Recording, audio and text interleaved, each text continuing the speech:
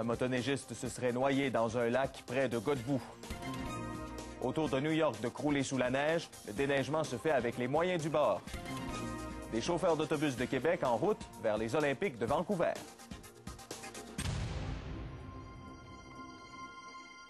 Bonsoir, mesdames et messieurs. Oui, la Sûreté du Québec est à la recherche d'un motoneigiste de 45 ans qui se serait noyé hier soir sur la Côte-Nord. Ça s'est passé sur le lac Prévert, tout près de Godbout, dans un... Catherine Mercier, Radio-Canada, New York. En Europe aussi, l'hiver frappe de plein fouet. Au moins 19 personnes sont mortes à cause des températures extrêmes. La Pologne a été durement touchée. Au moins 15 personnes sont mortes gelées. En Allemagne, le mercure a chuté sous les moins 30 degrés au cours de la nuit.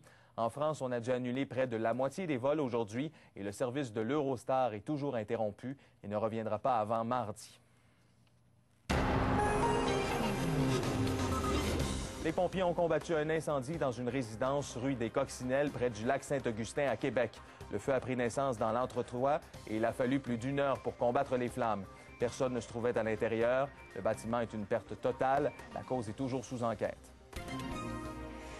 À Lévis, une radio communautaire va entrer officiellement en ondes dans la nuit du 31 décembre au 1er janvier. Elle aura comme fréquence le 96.9. CJMD a fait ses débuts sur le web. Sa programmation s'adressera principalement à la population de Bréquéville à Beaumont. La Chambre de commerce de Lévis se réjouit de l'ouverture.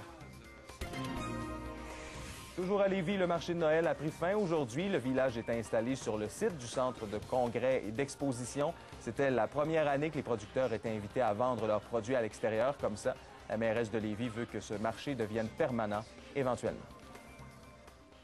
Les Olympiques approchent à grands pas et il y a des chauffeurs d'autobus de Québec qui iront prêter main forte à leurs collègues de Vancouver pour la durée des Jeux.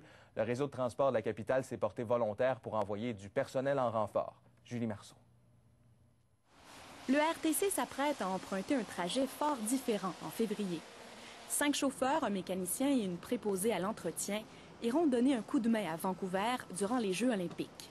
Je suis Pascal Hamel, ça fait 22 ans que je suis chauffeur au RTC.